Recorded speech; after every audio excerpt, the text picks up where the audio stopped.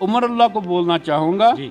कि तुम तो वही हो ना जो ऑलरेडी बीजेपी के मिनिस्टर रहे हैं सेंटर में। वो क्या किसी को टैग देगा? वो तो ऑलरेडी बीजेपी का ही बंदा है। कल को जाके अगर आप जीत भी जाते हैं तो कल बाकी रीजनल पार्टीज जो है उनको अपनी सरकार बनाने के लिए इंडिपेंडेंस की जरूरत तो ऑब्वियसली पड़ेगी। तो क्या मुख्तार साहब बीजेपी, नेशनल कॉन्फ्रेंस, पीडीपी या बाकी किस को चूज करना चाहेंगे? ये तो अल्लाह बेहतर जानता है कि मेरे पीछे कौन है। मेरे पीछे अल्लाह है और बुजुर्गों की दुआ है। बाकी अल्लाह की कसम हमारे पास भी पैसे भी नहीं थे बैनर वाले को देने के लिए। हर एक पार्टी को दाग लगा हुआ है।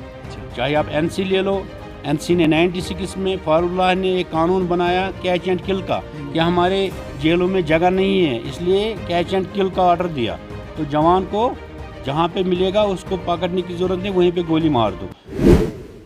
या कोई जेल में बेचारा है उसको मैं रिलीज़ नहीं कर पा रहा हूँ।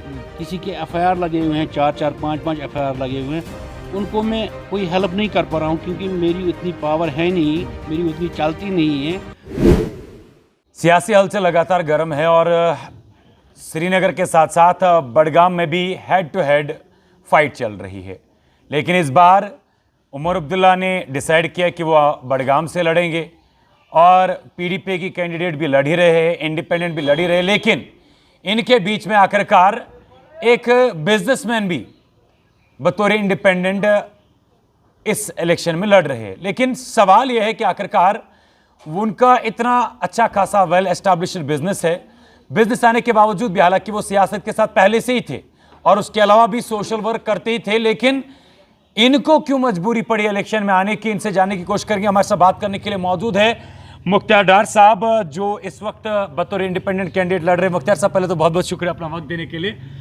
आपका भी शुक्रिया, आपने मुझे याद किया। मुझे बताइए सीधे, आपको क्या जरूरत थी इलेक्शन में लड़ने के लिए? आपको अल्लाह ने इतना ज़्यादा कुछ ऑलरेडी नवाजा है, बिजनेस अच्छा खासा चल रहा है, हर एक जगह पर आपका नाम है, हालांकि सोशल वर्क भी आप पिछले 10-12 साल से एक फोरम के थ्रू करते आए हैं, तो आपको क्यों मजबूरी पड़ी कि बतौर इंडिपेंडेंट लड़ने की? बेसिकली जो हम सोशल वर्क कर रहे हैं पिछले 10-12 साल से, तो पहले तो नज़दीक के ही लोग हमारे पास आते थे, मतलब छोटी मोटी हेल्प हम करते थे। तो आहिस्ता आहिस्ता लोग ज़्यादा जुड़ने लगे और दूर दूर से भी गांव से लोग आने लगे, क्योंकि जब आप एक गांव में एक बंदे की हेल्प करोगे तो अल्टीमेटली मैसेज पहुंच ही जाता है दूसरे बंदों के पास। तो मैसेज पहुंचता गया, लोग भी ज़्यादा जुड़ते गए। तो लोगों की जो एक्सपेक्टेशन थी, जैसे कि कोई बोल रहा है मुझे कि मेरे पास 2 कमरे भी नहीं है रहने के लिए, मैं टीन शेड में रहता हूँ, तो कुछ प्रोवाइड कीजिए। मैं बोला कि मैं एक बिजनेसमैन हूँ, मैं अगर रुपया 10 लाख कमाता हूँ उसमें 5 लाख लोगों पे खर्च करता हूँ, लेकिन मेरी इतनी भी कैपेसिटी नहीं है कि मैं एक घर बना के दे दूँ आपके लिए। या कोई जेल में बेचारा है उसको मैं रिलीज़ नहीं कर पा रहा हूँ। किसी के एफआईआर लगे हुए हैं, 4-4, 5-5 एफआईआर लगे हुए हैं, उनको मैं कोई हेल्प नहीं कर पा रहा हूँ क्योंकि मेरी उतनी पावर है नहीं, मेरी उतनी चलती नहीं है। तो उसके बाद हमने जो ये एफएम यूथ फोरम है, हमने डिसाइड किया कि हम लोगों की ज़्यादा मदद कैसे कर सकते हैं या लोगों की ज़्यादा से ज़्यादा बड़ी डिमांडें कैसे पूरी कर सकते हैं। उसके लिए आपको पावर में आने की ज़रूरत है।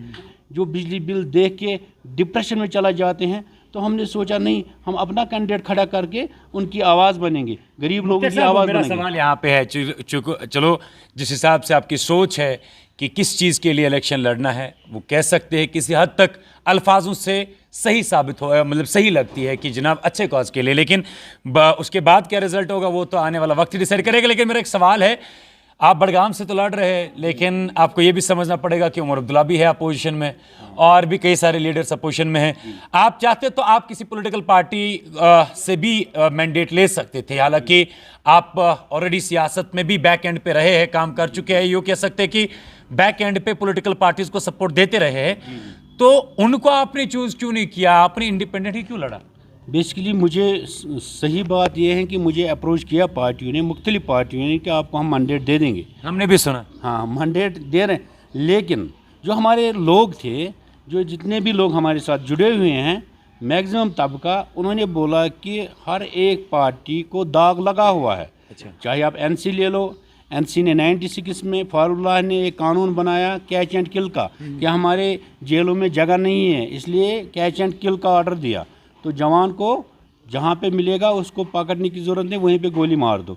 तो या पीडीपी वालों ने यहाँ पैलेट चलवाए, हमारे जवानों को अंधा किया, जेलों में भर दिए, एफआईआर लगे हुए हैं। तो हर एक पार्टी को कोई ना कोई दाग लगा हुआ था।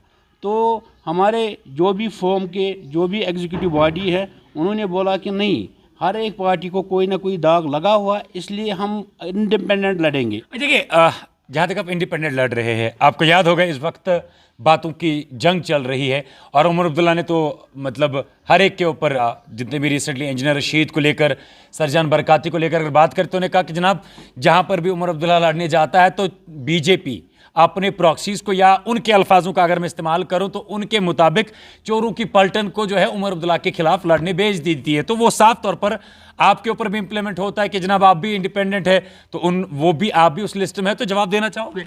नहीं, हम तो जवाब देंगे। हमारे बदले हमारी आवाम, हमारे लोग जवाब देंगे। आप हमारा कैरेक्टर देख लीजिए, हमारा सोशल वर्क देख लीजिए कि हमने लास्ट 10 साल में लोगों के लिए क्या किया है। कि लोगों के सामने सब हैं, उमर अब्दुल्ला की भी हिस्ट्री है, महबूबा मुफ्ती की हिस्ट्री है, बाकी पार्टियों की भी हिस्ट्री है। आप मेरी भी हिस्ट्री निकालो। मैं तो लोगों को ये नहीं बोल रहा हूँ ना कि आप आंखें बंद करके वोट डालो, आप चेक करो, पहले मेरा कैरेक्टर देखो। अगर मेरी वजह से मैं लाखों की नहीं, सैकड़ों में, अगर मैं 10 बंदों में 2 बंदों की हेल्प की या मेरी वजह से किसी को सुकून मिला है, तब जाके मुझे वोट दे दो। नहीं, उमर अब्दुल्ला को जवाब देना चाहोगे? ये तो आपने कहा कि चलो लोग उसका जवाब देंगे, लेकिन आप उमर अब्दुल्ला को जवाब देना चाहोगे? क्योंकि डायरेक्टली जिस हिसाब से प्रॉक्सीज का नाम लिया गया या जिस हिसाब से इंडिपेंडेंट की बात की गई, तो आप भी इंडिपेंडेंट है, तो वो आपको कह रहे क्या प्रॉक्सी हो? बीजेपी ने आपको खड़ा किया है।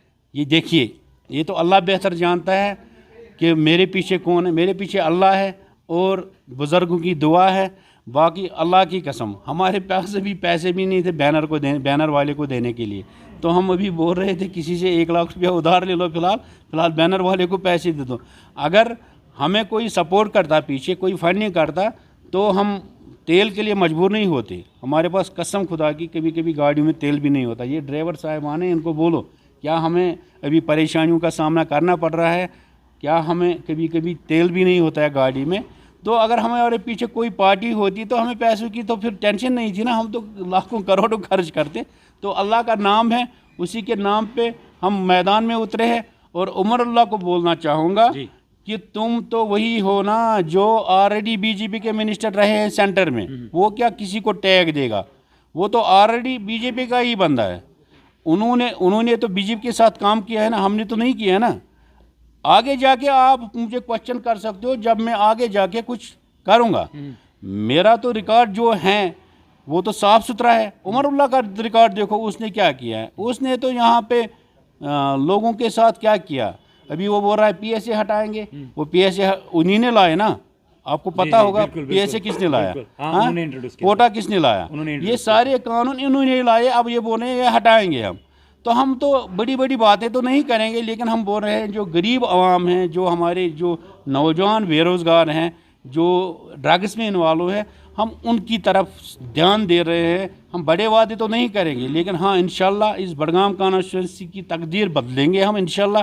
क्योंकि हम ग्राउंड हमने ज़ीरो से स्टार्ट किया है, यहाँ तक पहुँचे हैं। तो हमें पता है ये जो मैदान बंजर ज़मीन है इसको कैसे हमने आबाद करना है, उसकी एक्सपीरियंस है।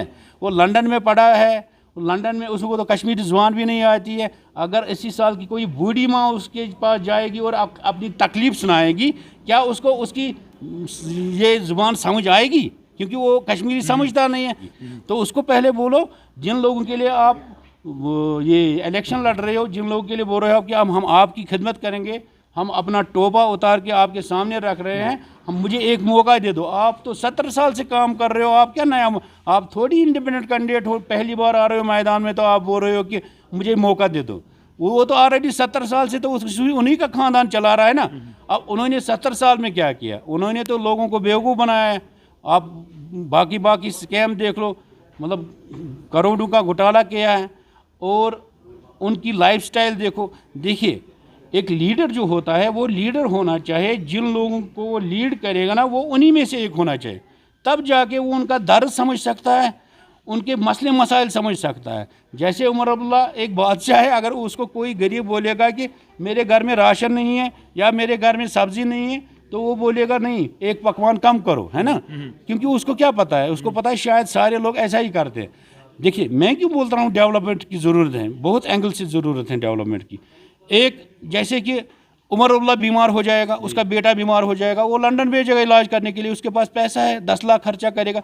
लेकिन मेरी गरीब माँ का बेटा अगर बीमार हो जाएगा, वो उसको गवर्नमेंट हॉस्पिटल में ले जाएगा, लेकिन वहाँ कोई फैसिलिटी नहीं है, उसके लिए एक्सरे मशीन ख़राब पड़ी है, अल्ट्रासाउंड नहीं हो रहा है, उसको गवर्नमेंट हॉस्पिटल में बोल रहे हैं कि आप जी प्राइवेट चेकअप कराओ, प्राइवेट टेस्ट कराओ, प्राइवेट लैब में अल्ट्रासाउंड कराओ।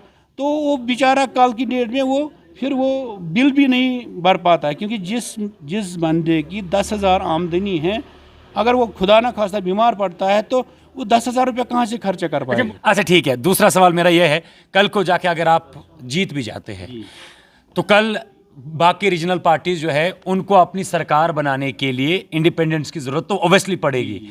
तो क्या मुख्तार साहब बीजेपी, नेशनल कॉन्फ्रेंस, पीडीपी या बाकी किसको चूज करना चाहेगा? हमारे लोगों ने पहले ही डिसाइड किया है कि हम इंडिपेंडेंट उठ के जब हम इंशाल्लाह जीतेंगे तो जो हमारी डिमांड है हमारी कॉन्स्टिट्यूंसी की, कि मेडिकल कॉलेज होना चाहिए, बहुत बड़ा हॉस्पिटल होना चाहिए, एक बहुत बड़ा स्टेडियम होना चाहिए बडगाम कॉन्स्टिट्यूंसी में, तो उस वक्त जो भी हमारी ये जो रिक्वायरमेंट है, जो डिमांडें हैं लोगों की, जैसे कि हम बोल रहे हैं कि गरीब तबका जो है जिसकी इनकम खाली 10,000 है, उसकी बिजली फीस माफ़ करो, जो हमें उस वक्त इन चीज़ों में सपोर्ट करेगा हम उसको सपोर्ट करेंगे। अच्छा, इनमें से किसी पे भरोसा है? जो बाकी रीजनल पार्टीज है इनमें से भरोसा करता है मुख्तार साहब किसी पे? भरोसा तो नहीं है, लेकिन आपका जो सिस्टम है, देखिए आप तो लंदन के साथ तो नहीं करेंगे ना, आप तो करना तो हिंदुस्तान के साथ ही काम। नहीं, मैं सवाल वो नहीं कर रहा हूँ, मेरा सवाल कुछ और है। मेरा सवाल ये है कि जिस तरीके से आप इंडिपेंडेंट लड़ रहे हैं, बाकी जो यहाँ पे पॉलिटिकल पार्टीज हैं उन पे भरोसा नहीं था? नहीं, सीरियसली नहीं था? कसम से। ऐसा क्या देखा था आपने जो भरोसा ही नहीं हुआ कभी? बेसिकली जो मैंने सियासत में ना 1 साल में देखा, अल्लाह की कसम खा कर कहता हूँ, मुझे लगता है मेरे बगैर जितने भी सियासी लीडर हैं वो खाली पैसे कमाने के लिए इस सियासत में आ रहे हैं। वाहिद हम हैं, हमारी यूथ फोरम है, FM यूथ फोरम, जो सोचती हैं कि गरीब तबके को उठाना है, हमारी यूथ को एंगेज करना है, क्योंकि हमारा मुस्तकबिल ख़त्म हो जाएगा अगर हमारे नौजवान नस्ल ऐसी ड्रग्स में इन्वॉल्व हुए। 10 साल के बाद कश्मीरी कौम तबाह हो जाएगी, कोई फ्यूचर नहीं रहेगा हमारा, कोई मुस्तकबिल नहीं रहेगा। तो वो दर्द है हमें। इतना दुनिया देखने के बाद भी इतना वक्त, अच्छा, इन कश्मीर, इन इंडिया और आउटसाइड ऑफ इंडिया, ये मेरा सवाल नहीं है। बेसिकली हमने जब आपके बारे में थोड़ी सी तहकीकात करने की कोशिश की तो पता चला कि you were in across the world almost, I can say, other European countries की बात करें, इंडिया की बात करें, ये जो आप ये ना डाउन टू अर्थ हर एक से मतलब ऐसे मिलना कि जैसे कोई फ़कीर मिल रहा हो, ये कहाँ से मिला आपको? या आप एक्टिंग कर रहे हो या आप में नेचुरली है? ये मेरे अंकल हैं जी, मेरे फादर के बड़े भाई हैं, तो इन्होंने सिखाया है हमें कि ये हाथ ये भी ख़त्म होने वाले हैं, ये जवानी भी ख़त्म होने वाली है, ये हुस्न भी ख़त्म होने वाला है। तो हमें पता है ना कि 40 साल 50 साल की उम्र है हमारी, 20 साल 30 साल के बाद वो मरना है ना, तो कम से कम उस घर के लिए भी कुछ करना है ना। देखिए, कोई उमर अब्दुल्ला कितना भी बड़ा आदमी बन जाए, आखिरकार कब्र में जाना है ना उसको, अगर उसको जलाए भी जाएगा तब भी सवाल पूछा जाएगा। तो क्या हम उस घर के लिए कुछ नहीं करना है? अगर हम यहाँ पे अपनी बिल्डिंग सजा के रखी है, ऑफिस सजा के रखा, क्या वो आखिरत का घर हमें नहीं सजाना है? तो वो सजेगा कैसे?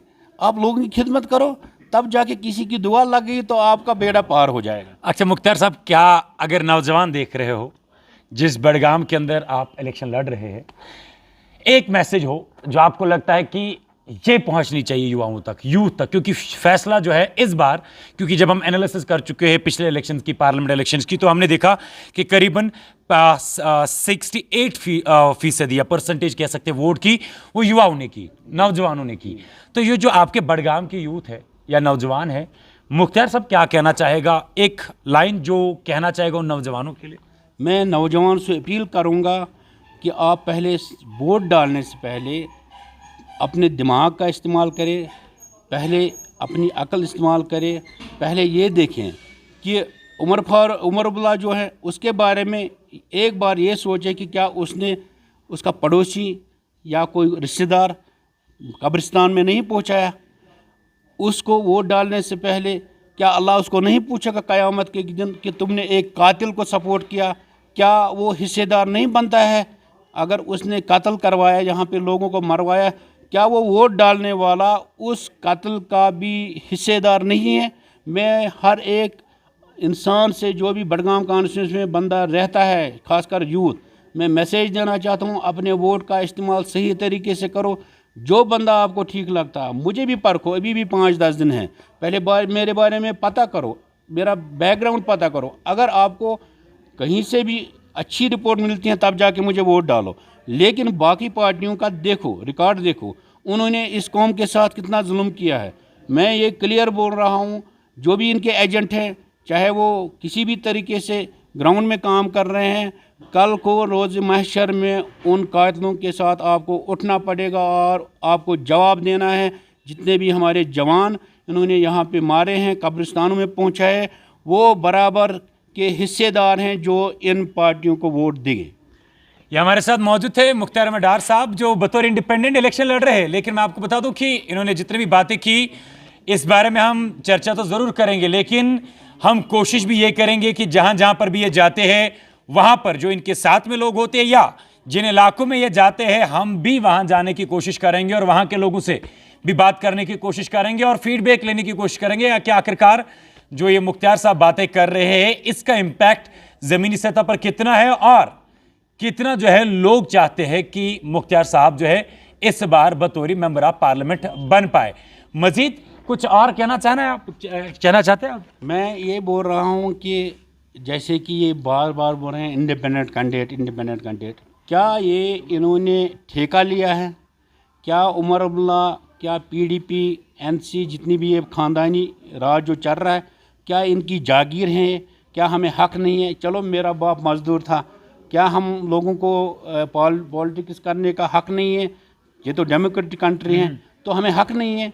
ये क्यों हमें बोलेंगे कि पहले आप मेरी पार्टी में आ जाओ तब जाके? मुझे भी फ़ोन आया, मतलब अब मैं खुलासा नहीं करना चाहता हूँ, लेकिन बताइए ओपनली। हमें भी पता है कि आपको ऑफर्स आए हैं, लेकिन आप ओपनली बताइए। मुझे मैंने जब सोईबुक में मीटिंग की, 200 लोग वहाँ पे मौजूद थे और बड़े बड़े दिग्गज थे किसी और जमात। फिर उसके बाद ऑफर की कॉल आई, उसके शाम ही मेरे को ऑफ़र की कॉल आई कि आप अपना फॉर्म विड्रा कर लो, आप जो चाहोगे वो मिलेगा आपको बड़ी सी बड़ी चेयर देंगे हम और बहुत कुछ देंगे और अभी एग्रीमेंट करेंगे। मुझे नहीं लगता, मुझे लगता था शायद जज भी वहीं होगा और वकील भी वहीं था। तो ऐसी ऑफ़र आई थी कि मुझे उसी वक्त सारा साइन करके फाइनल करना था। लेकिन मैंने उनको यही जवाब दिया कि मैं तो बोल रहा हूँ कि आप लोग कातिल हो। अगर मैं आप लोगों के साथ मिलता हूँ और मुझे, अगर मैं सेल्फिश होता तो मुझे, मेरे जो मतलब पर्सनल, मुझे तो फ़ायदा हुआ था, ज़ाती तौर पर तो मुझे फ़ायदा था, लेकिन जो एक उम्मीद गरीब लोगों को और जो यूथ को एक उम्मीद जागी है मेरी वजह से या मेरी फॉर्म की वजह से, तो क्या मैं उनकी उम्मीदों पे पानी फेरता ना? तो और मैं क्या सर उठा के चल पाता कल? नो डाउट कि मुझे बहुत कुछ मिलता, मुझे कुर्सी भी मिलती, मुझे पैसा भी मिलता, लेकिन मुझे नौजवान उम्मीद खो देते। लेकिन नौजवान फिर किसी और पे ज़िंदगी में कभी भरोसा नहीं करते।